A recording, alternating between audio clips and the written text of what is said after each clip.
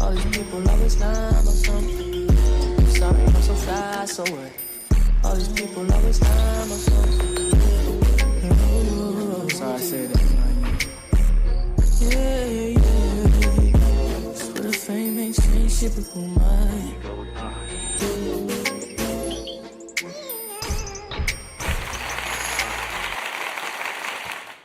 All right, YouTube. What's the big old deal, man? It's y'all favorite hood partner, Big Nina Boy, and we back with another one. As y'all requested, man, y'all said, Nina, come with something different, man. I was like, touche, man, because I really want to come with something different, man. You know, right now the internet is on fire. Everybody is always talking about gang bang this, gang bang that. And we got stuff going on up under our nose that, man, it's crazy that we don't want to believe. So we have actual proof that Kanye West, well, alleged, we got to say alleged just because of the fact that, you know, it's photos and everything, but he's not the only handler for Kanye West. So Kanye West Exposed caught working with the CIA and seen in multiple photos with his handler. So this right here just shows us that the rap game is over. So I'm saying man, nobody gets to the top just off of pure talent. I don't care how you cut that, man. You're not making it to the top off of talent, gang. So with that being said, we ain't even gonna do too much. You know what I'm saying? I'm talking, man. We gonna get straight to it, man. So let's get to the content, though. Let's get it. Let's go. Shout out to Reddit, man. He wasn't doing anything overtly bogus, as far as I could see. But you know, once it all came out, and you know, the tension rose, and then he was talking this shit about my buddy. Right. My buddy exposed him. Yeah. And I truly do believe what my buddy said about Buddy being a handler, you know, for sure. because my whole thing is, how did you get here?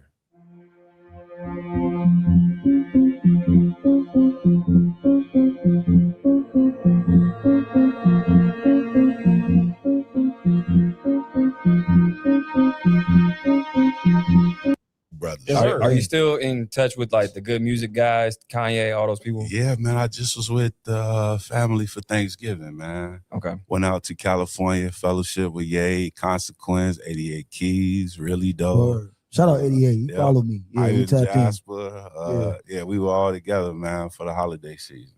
Okay, that's what's up, man. For I mean that again. That was part of our upbringing, listening to all the good music stuff, and big time. It was P and his whole regime, like, you know, Pharrell, and then it was Kanye. Like, we all day like raised us. Like that was a part of our childhood, for real shit though. I gotta know about Mona.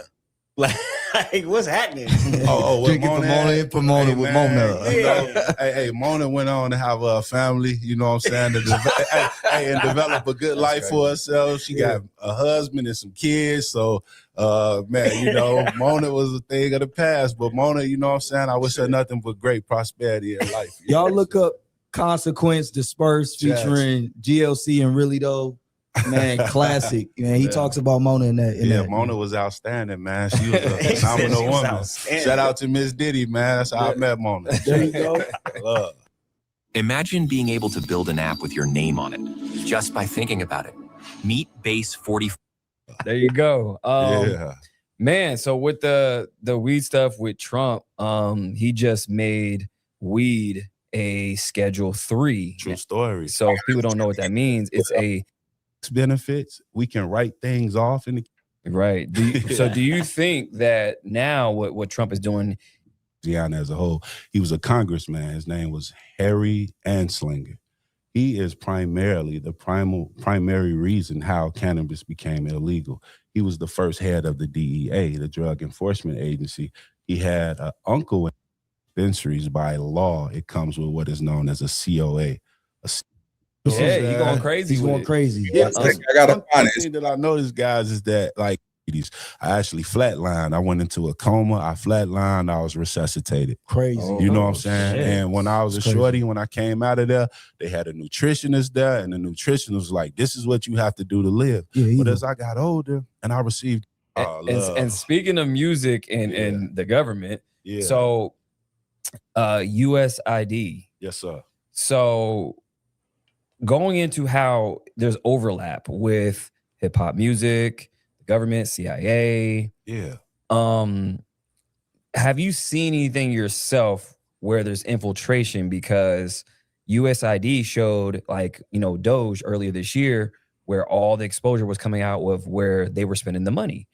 And the fact that USAID was funding hip hop movements in Cuba, in different parts of South America and overseas, showing that they were involved in government overthrows. So where they're basically funding these anti-establishment movements through hip hop. Yeah. So they were funding these hip hop movements in Cuba and various places around the world to overthrow the government so they can come in and take over. So controlled opposition. Yes. Oh man, the best way to get people to do anything is through music and rhythm. So you hear oftentimes people would be like, man, music is the devil's tool. Music is not the devil's tool. Music is a way to teach people. Like I learned my ABCs through music. A, B, C, D, E, F, G. I learned that through music. That right there in turn helped me to verbalize and learn words. I had to learn my ABCs first, and I learned that through singing. It's a tool like anything else. Yeah. Now it's just a matter of what you choose to use it for. Now, my thing is, I remember watching a Malcolm X speech, and he said, man, the oppressor will sell you, and I paraphrase, he was like, man, the oppressor will sell you alcohol in the liquor stores and then lock you up for being drunk. Right. So the same thing with music is they will put music on the radio that can hypnotize you. You will hear it like 5 times in an hour. And anytime, whether you believe in hypnotism or not, anything repetitive that you do over and over again, you begin to, your life begins to reflect that. So if I'm constantly riding around listening to music about, hey man, I'm doing these drugs because I'm stressed out, or hey man, I want to go find somebody else and commit genocide, it's a chance that you may be influenced. You know what I'm saying? Like, so you're going to make a young artist that's trying to make it in life, you're going to amplify them talking about death and destruction and genocide. Facts. And then lock people up for doing death and destruction and genocide, but you got it on the radio. And they also own, some of these labels own private prisons as well. Yeah. So it's a whole ring. Yeah. Yeah. It's a racket. And the thing is, like, everybody can't differentiate between entertainment and reality. It's not just music. Like, you'll have video games where you can go. Kanye, since you was 15, he came out, I think it was like 3 years ago, and he said his trainer, his name was Harley Pasnick, right? Mm-hmm. He came out and said that this dude, he's not a trainer, he's a handler. And he said this guy was trying to sedate him and do all this crazy shit. Were you around for that? Well, I'll tell you, I was around in the beginning when Harley came into the mix. I never got that he was like a CIA guy, but I'm very big on energy. Yeah. And I just never rocked with him. What was it about him that you didn't really rock with? Well, I'm big on vibrations, man. So like, he wasn't doing anything overtly bogus as far as I could see. But, once it all came out and, the tension rose, and then he was talking this shit about my buddy exposed him. Yeah. And I truly do believe what my buddy said about Buddy being a handler, for sure. Because my whole thing is, how did you get here? Like, I was gone. I was moving around. All right, so this guy right here, let me go back to him. Hold on, where is it at? This guy right here, he came in as Kanye West trainer. This was the guy who was training Kanye, but the whole time that was his handler. You see what I'm saying? For the CIA. And this is just alleged, you know what I'm saying? This is for, educational purposes. I do not wish to claim that this is factual information. So we're gonna leave it right there. But word on the streets is this is the guy who turned on Kanye, and Kanye was trying to expose him that he's his handler. But when you think about that, man, you know how many people Kanye been around? And Kanye been working with the CIA for years. He been around Big U. He been around Whack 100. You see what I'm saying? They don't even know if y'all was getting some money out of Kanye. What if he was giving y'all unmarked money that was coming from the FBI or the CIA? You understand what I'm saying? Like, that's crazy, bro. Man, you know what I realized? Money is not the root to all evil. People is the root to all evil. Why I say people is the root to all evil to evil? Because money ain't never left the bank. It ain't never left the money places that it stay in. It's the people that go get it and go do crazy, dumb stuff with it.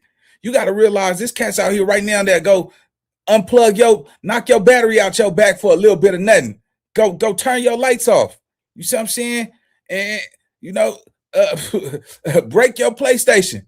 You know what I'm saying? Send you upstairs. You know what I'm saying? You home because you don't want to play no more for money. Everything that people, let me tell y'all something, man. When animals decide to hunt, they hunt and they annihilate to feed for their hunger. People, we are the most ruthless animals because we don't commit genocide for food or because we hungry. We do it over petty stuff like for money, for somebody hurting your feelings, somebody disrespect your set. You want to take that man's life because he said something that hurt your feelings. Y'all got to realize, you got to ask yourself, right? Check me out, though. Check me out. The drugs, the crack epidemic, we didn't have that there. They brought that into our communities. Then our people in our community start using it. They go to rehab and go to jail, and the people that were selling it go to jail. They brought that crack in our communities and arrested the same people that sold it for them. Sent them up the river for years. You understand how? Think about that. I can't say his name because I think he's banned on YouTube, but he's the the fair, you know what I'm saying, Khan, you know what I'm saying? He was the one who said it. They brought that crack into our communities, right? And told some people to sell it. And when they start selling it, they start poisoning their communities. A lot of people got strung out on drugs. Do y'all know that before crack even hit the streets, it was being tested at UCLA on monkeys? Look it up.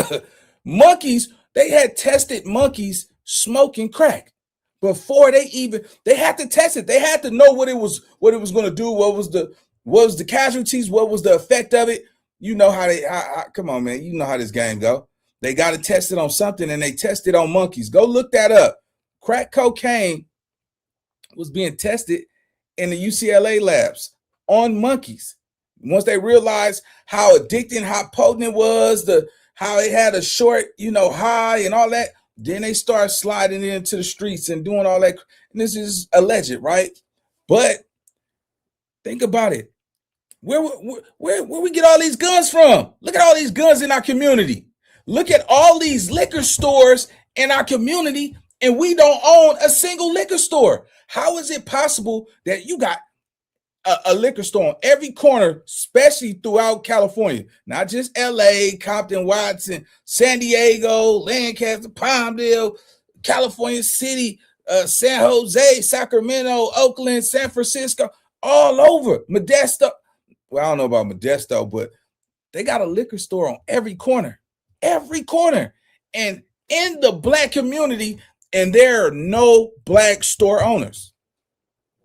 There was a couple, but gangbangers start tagging their hood on their business every day, every week, saying this they hood, and the owner got man, let me sell this store and get the hell up out of here. I'm tired of you niggas out here, niggas spray painting my business. I can't make my money because y'all want to claim something that y'all don't own, right? Police sirens. When you walk outside, nigga, man, the goal was to make it out the jungle. I mean, we didn't pray so long for a better life. Like as kids, you wanted to have the life that you seen on TV. You want to be the celebrities, the superstars. You see what I'm saying? You start seeing grandma smoking 2-3 pop boxes of cigarettes. That's the brown one. You know that brown one where they get baby go. You know, grandma had the sweetest voice when you was a kid. Then all of a sudden, baby, I need you to go to the liquor store. Yeah, baby. Yeah. Take that. Give me. I need you to go give me them brown cigarettes. Yeah. Yeah, baby, get the brown cigarette. Get you some tater chips and a soda too. You know what I'm saying? And wearing the moo dress, and then you start running like, damn, hey, G-Ma, you ain't changed your moo in 2 weeks. Don't you worry about what I did, bitch. I washed my ass yesterday. But anyway, let's get back to this content, man. When you sit back and those that was raised in like in the 90s, you know what I'm saying? If you was born in the 70s and the 80s, but you was raised in the 90s or you was grown in the 90s, you remember, man, y'all remember. So I'm saying how that crack, it really popped off in the 80s, but how that crack really did damage, like everybody was damn near gone at this point. The mamas wasn't raising their kids. Grandma started raising the babies because the mama was on dope. You know what I'm saying? It was on it bad though. You see what I'm saying? And shooting up that Bobby Brown. When that Bobby Brown hit the scene, see, it was one thing when they were sniffing at Whitney Houston, right? Then they started injecting, smoking to Whitney Houston. Then that Bobby Brown came, and when that Bobby Brown came, they got sick. You couldn't just get off of that. You know what I'm saying? That's the devil's poison. You hit that. You ain't waking up tomorrow think you finna go to work, nigga. You about to have the chills, and you need to hit it again before you even, oh man, it tore us up. It tore us up more than any other ethnicity. And the ones that were selling it, they never even came forth with, like, man, y'all niggas gave me this shit. Y'all told me to sell this in my community. Now you want to lock me up? You know how many cats is in jail that was working with them people? Got them out the streets, silenced them, put them in some jail so far away that they couldn't even make no noise.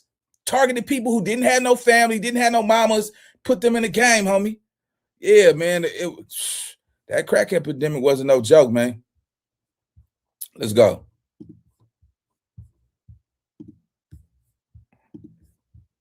That this dude, he's not a trainer, he's a handler, and he said this guy was trying to sedate him and do all this crazy shit. Were you around for that? Well, I'll tell you, I was around in the beginning when Harley came into the mix. I never got that he was like a CIA guy, but I'm very big on energy. Yeah. And I just never rocked with him. What was it about him that you didn't really rock with? Well, I'm big on vibrations, man. So like he wasn't doing anything overtly bogus as far as I could see. But, once it all came out and, the tension rose, and then he was talking this shit about my buddy exposed him. Yeah. And I truly do believe what my buddy said about Buddy being a handler, for sure. Because my whole thing is, how did you get here? Like I was gone. I was moving around.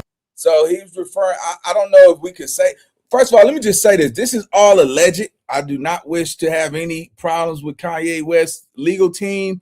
This is educational purposes, and I gotta say it's alleged. And we're gonna leave it right there. Let's go.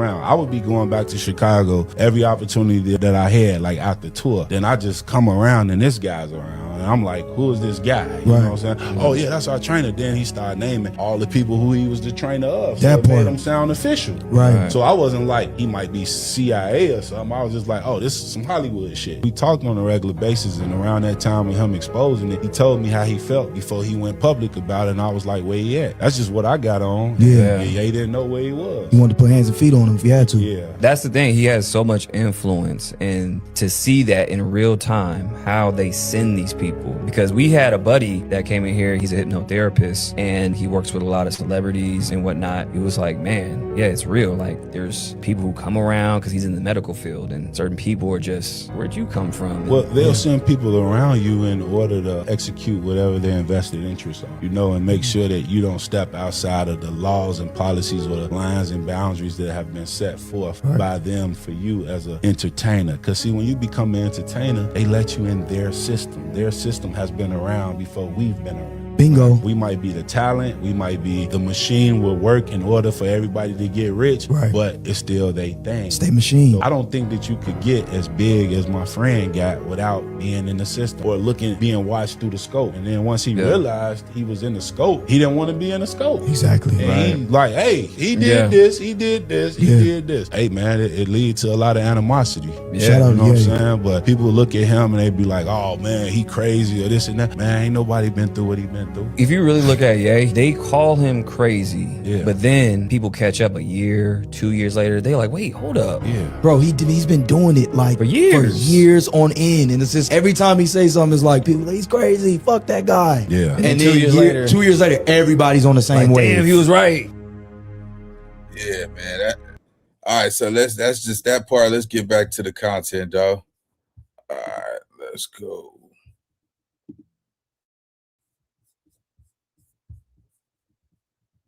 To just be at war every day when they get off out of school, you know what I'm saying? And then these are doing developmental ages of a young person's mind, and it makes it difficult sometimes because you have dreams and then you have periods in which you are emotional and you don't really have high emotional intelligence, and you mimicking what you're doing every day when you come home.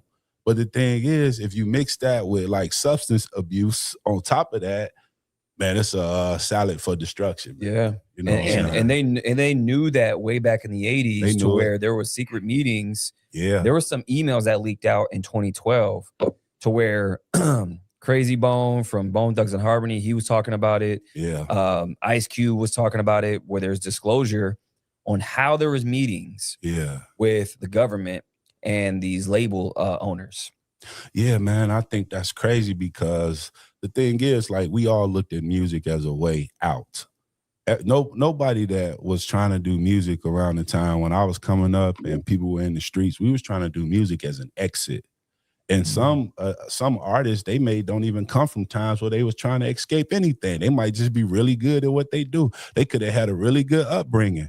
But what comes from music is you will have young kids that made it. They got to the money on top, but now they want to perpetrate a lifestyle that they rap about in their music that they may be very far detached from. Right. And they don't have to. It's like we reward genocide like it's a badge of honor. Like, how many bodies do you got? How many times have you been incarcerated? That's that by makes design. you the realest. Yeah, that's by design. Yeah, yeah. Sure.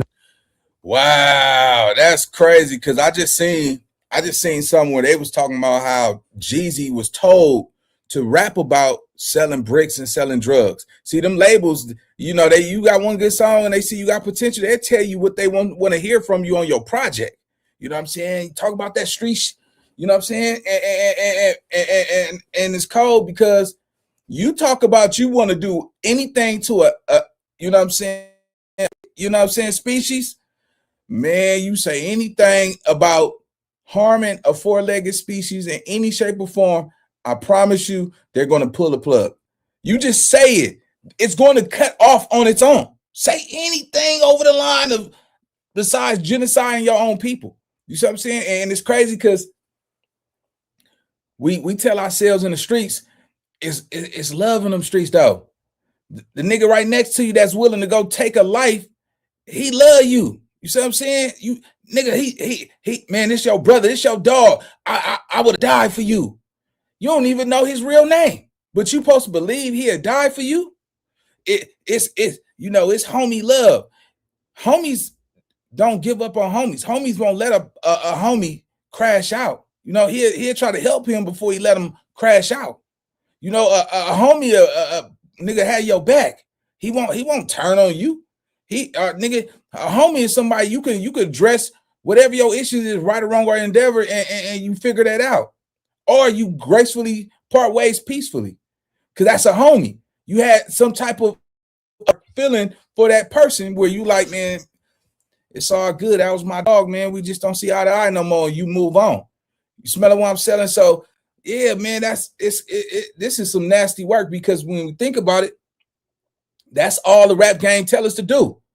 They only promote your vagina is pink and your rectum is brown by Sexy Red. Big Mama make a man trick. A man supposed to give up all his money so she could go spend it, and oh, you got to pay for the daycare just to get my time. This broad didn't even graduate high school. She can't even read or write, but she talking about what she deserved and didn't even finish high school. You know, you deserve some education. You should have got it. You know what I'm saying? I'm gonna use that in my little comedy joke. I don't know why I be coming up with all this fancy shit, but anyway, long story short, it's just crazy, bro. When we look at this shit, they've been saying this. Crazy Bone been saying this for years. They've been saying that it's been a lot of people at the masses level want to get in niggas' rectums. Right now, you know, they got somebody that's trying to expose Benzino again about him having sex with Bobby V. You see what I'm saying? And they saying that Bobby V was knocking the lining out of Benzino. R&B dude is hitting a rough dude from the back. God did you, boy, I tell you. What? Hey, his body, his choice. Let's go.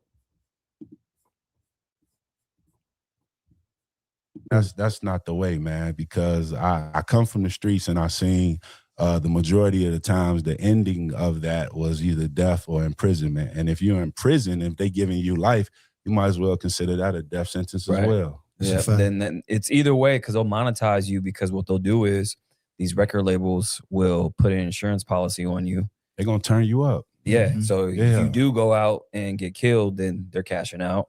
And then if you go to the prison, hey, guess what? I own the prison too. Yeah. Right. So either way, I'm monetizing you. So you're an investment at this point. Yeah, I was about to say, you know what that's. Did all the real ones in the back? Did you hear what this brother said? There they put out a life insurance policy before when you sign a record deal. And not to mention that the same record label who signed you this little $250,000 deal, they got a life insurance policy on you just in case you go out and portray this gangster persona. You see what I'm saying? They own the prisons. So now you lose the deal, you stuck. And then what? You sitting in prison like, damn, I'm in here being somebody that I was trying to be, that I'm really not. And that's why I say it's so imperative that we got to educate ourselves, homie. We do not like to hear this type of information, because it discards us from accomplishing our goals when we know the real.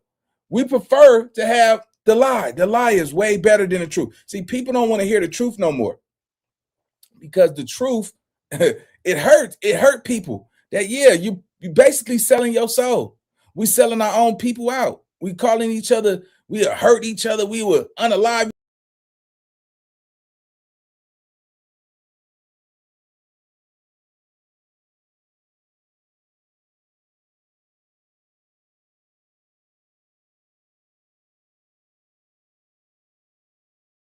All right, here we go. Yeah, let's get back to the content, man. Yeah, man, it's just a lot, bro. When I sit back and I think about this game, man, I'm like, damn, nigga, the record labels, they own prisons. The same record label that you want to get signed to own prisons, and they put a life insurance policy on you. You die, they get $1 billion some policy on you. They cash out. You go to jail, you go into a corporation that they own. How do you trump that? Come on, man. The game is cold, man. We got to start waking up. Hold on, let me pull it back up. Here we go. And let's get it. That sound like, right? You know, when you have a stock and you're like, okay, I'm about to sell this and I'm gonna flip it into this and I'm turning it into that, and like, yo, it's the same shit. Yeah, it's the same thing. They're selling you. They're selling you. And the fact that think about this. Think about the landscape of the 1980s, right? Like early 1980s, we're going into from where it's like African Bambaataa and all those people. And then you go into NWA and then Death Row and all these labels that's, really turning up. So it went from, before you had Public Enemy and, Fight the Power and all this other stuff, they took that and then weaponized it. And then they're like, okay, we can really take this over, because this thing, they were trying to see if it was a fad or not. It didn't go away. They were like, okay, this is a thing. So we can monetize on it and we can control them through this. So let's fund it, right? And then perpetuate all the bullshit through it. Yeah. Right? I mean, it seems as if they was really on that. But I'm going to tell you, like, you have a lot of people that say, they be like, man, hip-hop just started off so positive. It was just about uplifting and this and that. Man, we had a song called White Lines. White Lines was talking about white lines, and it's on the radio. Right. White lines, like they was singing it like the weed. It's just like the that's true. but it's going through my mind. That's true. Now the thing is, they made that sound cool, like doing white lines. You know what I'm saying? Right. Even if it was like, don't do it. I had never heard of it until I heard that song. I didn't know what white lines was, but when I heard that song, I was young and I was inquiring. Like, I was alive before crack came. I was alive when people was just smoking reefer. That's what they called it. Right. Now, it might have been some people messing with a little powder from here and there, but it was not a common thing. So I saw people go from working jobs. It was this dude in my neighborhood. His name was Doug. Now, Doug was a friend of my older brothers, my dearly departed brothers, Ronald and Willie. So they had two friends that was brothers, Michael and Douglas Valentine. These two guys were hardworking men. They went to school. They always had cologne on and loafers and beautiful women around. They was drinking beers and going to work. That was it. I mean, their last name is Valentine. Yeah. That's what they was on. They was some players. You know what I'm saying? Yeah. Man, after that crackhead, man, Mike Valentine would be on a corner in a trench coat with boxers on. Pookie. Like trying to find his way, still trying to holler at women, trying to get laid, thinking he a player, thinking he G'd up, but he ain't got no clothes on, just a trench coat and drawers. It wasn't even boxer shorts back out of control. Yeah, then his brother Doug, you'll see Doug riding around the hood. Back then, it was these bikes called 10 speeds. If you had a 10 speed, it had real big wheels. I remember 10 speed. Yeah, and it could get there. You know what I'm saying? So Doug riding a 10 speed, holding a screen door. That crack gave you master strength. Like he holding the screen door horizontal, just riding the bike hard as hell. Nigga, where are you going with a screen door? Doug could fix anything. From look, from a TV to a microwave to a refrigerator to a car, anything electric, Doug could fix it. He went to DeVry. He had an electric degree. You know what I'm saying? It's crazy. Man, then Doug turned into the sawbuck man. A sawbuck in Chicago is $10. You hit Doug with a sawbuck, he fixing anything, or he climbing up your pole to hook your cable up. Damn, man, Doug he became super cluck. Rest in peace to Doug, but that's something we call like he said super cluck? Yeah, we call them clucks in Chicago. But you know, I'm not happy that anybody became a cluck, but I'm just saying I saw what that did. But and then we was talking about the shorties. That's why I salute movements in Chicago, like especially when it comes to Chicago. Oh yeah, they want to zoom in. It was terrible, man. And I'm like, disobey or step outside of the realms of keeping this order within our community, then you will be violated for it. Because if we out here hustling, trying to get money and this and that, and you doing stupid robberies and gambling in front of schools and churches and things of that nature, that's bringing adverse publicity to our community. You making the community hot. How we gonna make money? Right. You know what I'm saying? And we never took pride in kids getting killed and things of that nature. But as we understand, man, listen, all these street organizations, they were formed in order for Black people to protect one another. We were aiming to protect ourselves from racism and things of that nature. But then when drugs hit and we were still living in poverty after all this protection, when all these people came from different cities to Chicago acting like they was coming to help us and they was getting all this funding from the government to aid and assist these street organizations. Man, they was really getting paid because of the violence that was going on. They getting funded every year based upon they're going to stop something that's still going on. Infiltration. Now, if you was really trying to stop it with the amount of money you was getting, you probably could have. Right. And people don't understand, like, where does the drugs come from? We don't own any planes or boats. It's not out here. Nah. Think about it. So after that, so people organize, right? Absolutely. And then you inject it with crack cocaine and all these other stuff. And black exploitation films. Yeah, exactly. Yeah. Who do you think is funding that? I mean, We know. It's The not CIA. We That's know. who. We That's know what I'm who. saying. We know There's who. literal declassified CIA documents. made Superfly. I'm telling you No right bullshit. now. No Damn. bullshit. They are same thing with MLK. Yeah. Sorry to say. Yeah. Who do you think where he got his speeches from? He didn't write all the speeches. Yeah. Because that's the thing. Like the real person that they were really afraid of wasn't MLK. It was Malcolm X. Well, I honor that because the Southern Leadership Conference or Coalition or whatever it was, Southern Leadership Council, I think it was, that was out of the South that Dr. King was one of the heavies in. They the ones that came to Chicago to try and straighten out the housing act that was going on there, because our city is the most segregated city in America per capita, still to this day. Like certain ethnic groups live amongst that ethnicity. Right. Certain sexual groups, they live amongst that sexual ethnicity, that sexual group. You know what I'm saying? Like gangs segregated in that. We segregated in race, sexuality, classes. Yeah, I heard that about Chicago. Gangs, like whatever it real is. We have segregated. multiple ways to be segregated. So Dr. King thought he was going to come up there with the Fair Housing Act and help, Black people be integrated into these communities. So King got up out of there because he said the violence that he endured in Chicago, he never felt nothing like that in the South. He said it was totally different. It was a whole nother level. And you know why? Going to that point, if you look at the history of Chicago, you have a lot of history with the gangs, right? The mafia and all those guys. Yeah. And it's funny because they moved the goalposts. Think about this. So we have these organizations and, the Italians and then the Blacks and whatever, some random person. Be chilling. Yeah. Like man, woman, child, I'm leading, you know what I'm saying? So I'm not. Yeah. Oh my, this feels like human hands. All right, I told you, I'm going to have to say it. I think it's my Like For everybody. Hey, listen, if you was getting food stamps in the 80s, look, my mama, when my father died, I was getting Social Security. So we was getting food stamps. We was getting powdered milk, powdered eggs. I was eating powdered eggs, bro, where you Government add water cheese. to it. Government grilled cheese. Block cheese. Well, the it's block like cheese. a brick. You could motherfucker hit you upside the head with that government grilled cheese. No, You it's might over. be unconscious. It might be over. You know what I'm saying? You might be knocked out. So with that being said, I was eating all that and we had that coming in, but guess what? My mama sold Avon. My mama sold knitted hats and scarves. She was teaching classes at a library. My mama was a nurse. My mama ran a kitchen at a high school. My mama had multiple hustles. You know what I'm saying? promise you, all I got was and I'm old school. I got that flashback in living color. It's like, hey man, I got this job, that job. Oh, this job, absolutely. Yeah, but that was just 18 growing jobs, up in man. Chicago. Side hustle was the culture.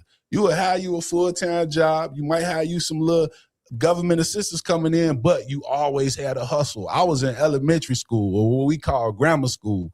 I was cutting hair to get gym shoes. While I was in grammar school, I'm cutting people's hair. I was a barber with no license. In 6th grade, I'm cutting the whole hair. No license. You know what I'm saying? I was doing it. And I was saving cans. Like we used to smash pop cans. You know what I'm saying? We had smashed. Oh, we did that. Yeah, we was go cash them, man. I was cutting grass. I was doing everything I could until I got to that green machine and took off. You know what I'm saying? But I always wanted to figure out how to get some money. So we just always had side hustles in Chicago, even when we was getting government assistance. Yeah. Damn. Yeah. And people better start doing that now because what's happening now with the economy, with the tariffs, with AI, all these things happening, that cushy little job that people think they're going to have for the next 20, 30 years is going away. For sure. Oh, I agree For sure. with that. So Yeah. like to have those hustles, to have those skills, I tell people all the time, reskill. Because what's going to happen in the next crash, all this shit that's happening with AI and blockchain, all this new shit that's coming out, people are going to be lost. They have no idea how to maneuver in this new world. Well, the thing is, man, nobody gets wealthy from working. You get wealthy from investing. Like you can work to get the capital to invest in something. Like real estate is solid. People are always going to need somewhere to live. Food is something that's solid too, but you have to have that allure to keep people coming to get your food. Because, you know, sometimes restaurant businesses, they don't last that long. But people are always going to need food, shelter, clothing. Thanks. People are going to need services provided. So if you can find a service to provide to help people elevate their mind state as opposed to the crime rate, man, your paper line might be lined up great. You know what I'm saying? You might get to it. Bars. Yeah, there it is. Church. No, that's facts, man. And man, I always tell people to reskill because, I mean, with the UBI stuff and food stamps. Yeah, basically. How realistic do you think that is, and when you think it's coming? Oh, it's here. It's here. It actually started. UBI is here. UBI is here, and it started in Illinois. There's a county in Illinois. So I think it's called Clark County. Yeah. Is it called Clark Clark? County, Is it called Illinois? Clark? They got They started it UBI. already. They already started it. I was unaware. Y'all just put the ism on. The There you ism go. just got enlightened. Come on. Judge. So yeah, they started in Illinois and they're rolling it out. They did it a pilot program in UK. Yeah. They did it in Illinois. Yeah. So now they're starting to roll it out in other cities. Yeah. So now they're just paying people to just, hey, take a seat. That's to it. get out the way. They get out the way. That's They it. plan people to look out. Like, That's Yeah. gone somewhere. And just rely on the government forever. Yeah. Man. Send a comment. Man, this shit is getting Robots crazy. coming. I'm telling you. And speaking of Illinois too, we were talking about the monk mounds too. Oh, yeah, we Yeah. was. So you saw the monk mounds. So I know that you know, we were talking about how we were here first and the monk mounds, the Absolutely. pyramids. So you've seen the monk mounds. Man, I've been to the top of them, man. Shout out to Tough Po. Shout out to all my family in East St. Louis, you know, right outside Cahokia. Shout out to my people in St. Louis, you know. I love y'all. But yeah, I've been to those mounds, man. As a kid, I would often pass them because every summer, my mom, when she was alive, due to the fact that, so my father's from the South, my mother's from the South as well. She's from West Virginia. My father is from Columbus, Mississippi. And his brothers moved to like St. Louis and one of his sisters. So every year after my father passed, which I was only 8 months when he passed, but my mother, she was so family oriented that she was like, you gonna know your people. You know what I'm saying? Right. So she taking me to St. Louis every year in the summer, and I'm riding past them mounds and I'm just thinking they hills. I'm a shorty. Yeah. So then when I came of age, my homie Tef Poe from St. Louis, revolutionary, you know what I'm saying? He was like, gee, you seen them mounds? I said, what mounds? He said, the Cahokia Mound. I said, the Cahokia Mounds. He was like, yeah, they right outside your people area in East St. Louis. He was like, man, I'm telling you, bro, this is some electric shit. You need to come see it. I was like, let's go. So we go. Man, when I get to this site, man, I'm completely amazed, bro. It's like electricity is flowing through my body or something. It was like a sense of familiarity, like I had returned somewhere. That, you know, I mean, I remember riding past it as a kid, but I never set foot on the land.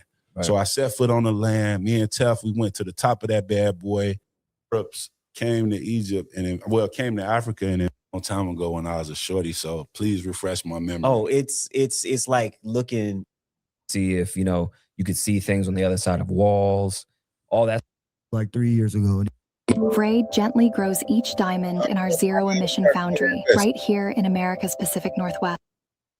He said, you don't usually snap on somebody that didn't have it coming. You know what I'm saying? Because a lot of the games that people play, they play them in the dark.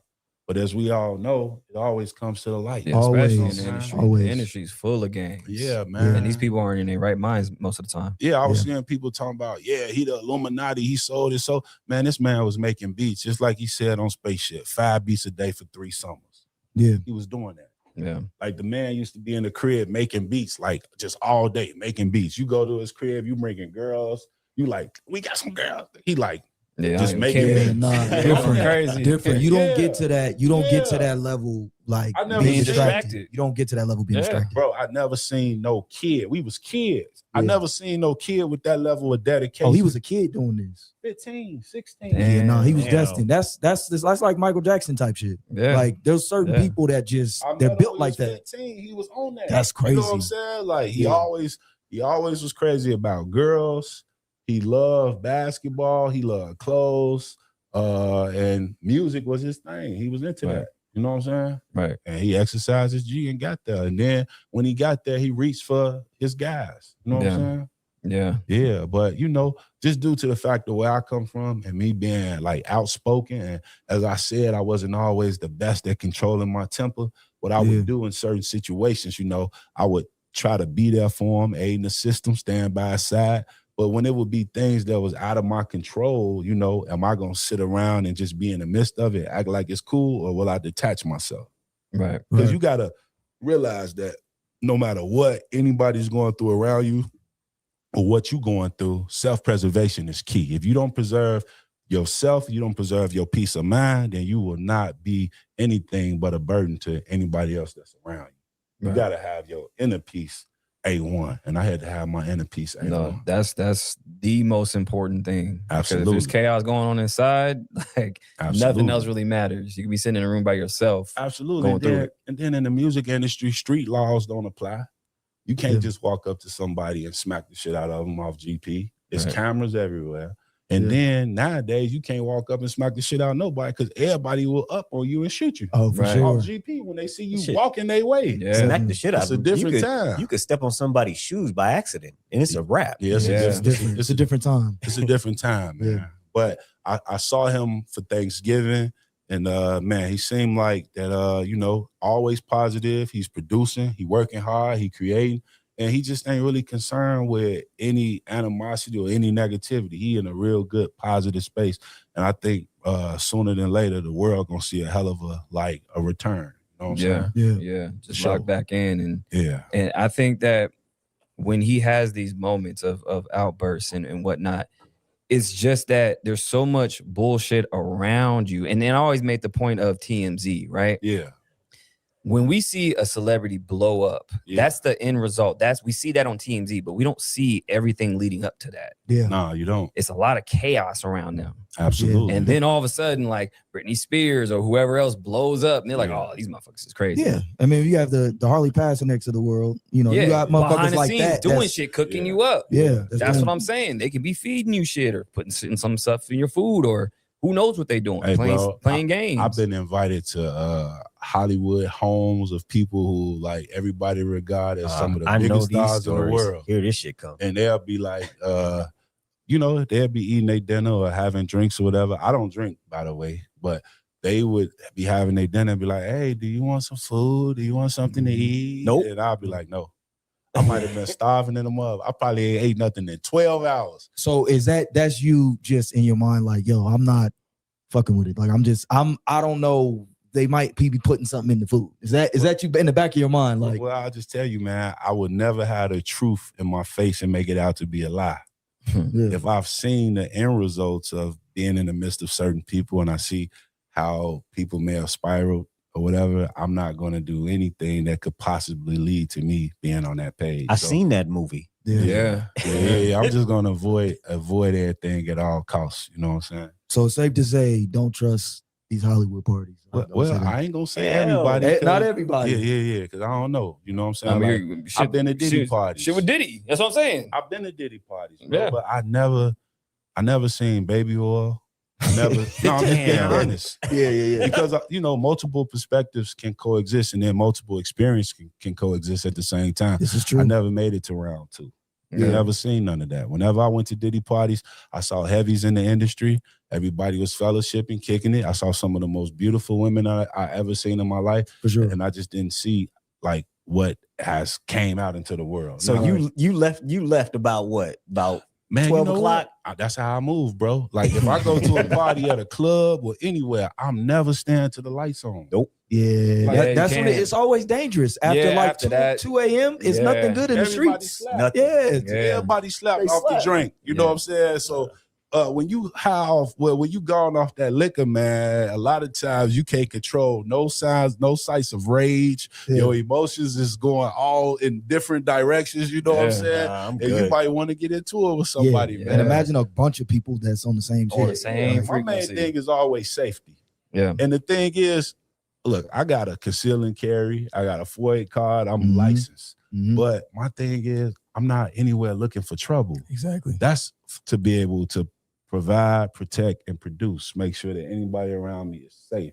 But if I can avoid conflict or any type of obstacles, I avoid it because I'm a man. Man is MAN, maneuver around nonsense. And that's how I care. Bars. Come on, man. Yeah, Bars, yeah, big yeah. bars. Big That's fire. bars. And that I believe in that so much because I don't start shit, but I'll finish it. Absolutely. You know what I'm For sure. saying? Now, I find this these gentlemen saying some grown man talk like that. This is grown man talk, you know. Where we come from in the streets, we're not taught to avoid any conflict. We always was taught to step ahead in it. And if he whip out, pull out that gun and put you in a dookie bag, then you just one nigga that got shot in the dookie bag. Or you one nigga shot in a wheelchair. It gotta get to a point where you gotta learn how to maneuver from the bullshit. You know what I'm saying? If you see some friction going on, you see that hate in the nigga heart, just, hey man, y'all have a good day. You get up out of there, because if you got a lot to lose and you crash out, you deserve everything.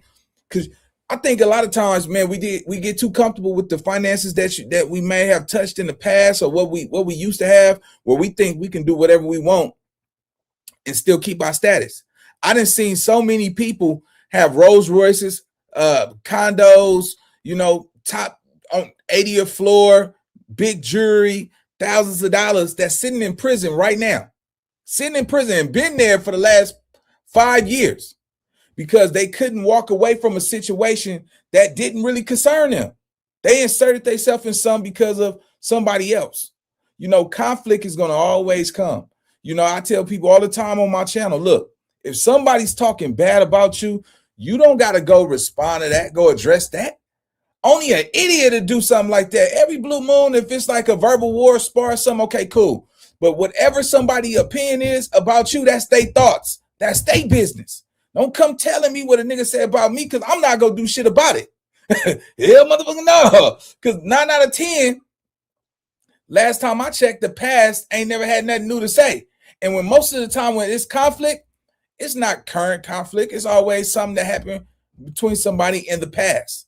So when you know that, you got to be smart enough to let that nigga go in there and have his opinion, because I guarantee you, if somebody want conflict with you, they're not doing very well in life. They're not financially, because I'm going to be honest with you. Broke niggas is the ones that only want to fight. I ain't never seen and I be around a lot of niggas with money, a lot of millionaires and 100,000 and thousandaires. Them niggas is smoking cigars at the lounge. They do shit like I'm not with that, but I don't judge them. Don't get me wrong. Shout out if y'all watching me. I don't judge you niggas. Them niggas is going ahead and getting they feet done. They letting a pretty little Asian woman, you know what I'm saying, clean their feet, drinking champagne and smoking cigars, laughing, watching highlights of the sports, talking about they about to book a flight to Turk and Caicos. That's what they doing. They not out here talking about, man, I'll max you out. I'm about to, you know what I'm saying, breaking arms, knuckles, and then you break your fists and shit, and then you gotta pull out your Medicaid card because you can't afford regular medical. All that damn, hey, niggas with money is not on that, bro. I'm telling you, it's a whole nother world out here, and they talking about getting money. If nigga want to keep playing with his life 2026, talking about knocking niggas down and beating niggas up, go ahead. We gonna see how far you gonna be financially in the future. Because it's clearly gonna show it's getting harder. It's getting harder, and these women are about to start kicking a lot of these niggas out they Section 8 houses, because nigga, they gotta go too. Hell yeah, nah, nigga, you ain't finna go gang bang all day, and then I gotta leave here in 2 years, and we ain't stacking no money to learn how to land on our feet. That ain't happening, man. A lot of you niggas is gonna be homeless 2026. They just, I know somebody that's working at, the Section 8 department, and they're going to start sending those letters to people's houses, and they're going to have you revised. They're going to see if you've been on there over 5 years, you got to go reclassify or whatever that shit is. They're not just letting you hold your shit into the 2 years. They sending letters asking people to reclassify, and they're going to do a home visit. They're going to do a home visit, and they're going to see if you got a man living in that household. They taking it back to the old days when they start coming, checking on the house and see if it's a man inside there. So a lot of you niggas out here think you're safe and you could go gang bang and play with your time and shit. They coming to these houses, nigga. if you get caught because you got beat up and you don't want to get out the house in time and they come catch you, she's going to lose her shit. So I hope you niggas out here got a plan, man. Have a plan B. Bottom line, have a plan B, because right now I don't know if y'all watch the world stage, homie. But even the women, they are no longer going to be able to sit at the house and just collect government assistance. It's all for people who need it, but they saying, look, if your kids of certain age, there's no reason why you get to sit at home and wait till they come, when there's mothers who work hard every day, who go to work and pick up their kids from school. You know what I'm saying? And they're not going for it. So it's going to get hard. It's going to really get hard for a lot of women who probably don't have no aspirations to be something in life. I think it's going to be time for you to start pick a hobby, pick a community service organization you want to go work at, volunteer. You're going to have to do something. Let's go. Because at the end of the day, everybody's a man. You got to handle your own shit. Like, absolutely. And I don't think that really going out to look for trouble and trying to be hard and all this other shit, that doesn't make you a man. It's goofy. Bro, I ain't caught no case in 14 years. That's amazing. That's how it should be. That's amazing. That's how it should be. That's a real man. That's what I'm saying. You know how to, like you said, maneuver around chaos. Absolutely. Like, you shouldn't go looking for chaos and whatnot. So, yeah. And I believe, like, with celebrities, they have to be able to maneuver and transition into this new era, because a lot of stuff is very stripping down now. Absolutely. We see a lot of people, a lot of rappers, a lot of entertainment people going to podcasts, and this whole podcast. Look at me. This whole podcast thing, right? Yeah, so I think it's y'all podcast royalty, man. Oh man, you know we just out here, man. We just trying to do our thing. We just trying to provide information. Shout out to my man cousin Bang too. He out here, making some severe tracks. You know I just smoke Bang. He here. I just smoke Bang right here. Watch how alienated. He put his banks and thumbs down right now. No, we had a good episode, Alienated. That's gonna come out. That's gonna be crazy. Yeah.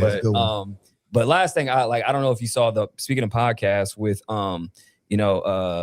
Jim Jones and all those guys. That's what I'm saying. Like, they're on these podcasts. Yeah. Like, what is going on with all these people that that are jumping out because they're in it with 50 Cent? Like, this shit is crazy. Yeah. Well, they understand, which DJ Epidemic said a long time ago when he was into us some rappers. He was like, man, I'm making more money than anybody rapping off YouTube. Yeah. Man, that was a dead giveaway. YouTube pay out more than Spotify, Apple Music, Tidal, all that. Shout out to YouTube. Is what shout out to YouTube keeping the lights on right now. This the new record in there. No.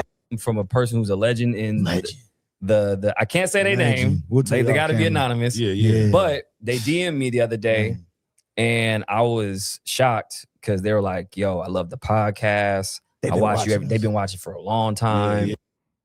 16, it's called Ism Cakes. All right, we're gonna leave it right there, y'all. So yeah, man. It's serious, man. Kanye West, man, it's man. Now it makes sense. Cause I remember a couple years ago, Kanye West was talking about how they made him go get a BBL. Remember when he had kind of picked up some weight and he ended up getting surgery because they said he had to be a certain size. Man, it's some crazy stuff, man. It's some crazy stuff. But anyway, I need y'all to hype up this video, man, so it can get in the algorithm. If y'all want more content like this, I'm definitely game to do this. If not, I'll get back to the drama and the BS, because that's what it seemed like a lot of people like. But don't forget to like, comment, subscribe, man. If y'all really like this this type of content from Nina Boy, humbly, go ahead and hit the like button so it can push it out there for me. And on the next note, I'll see you on the next video. Let's go. I'm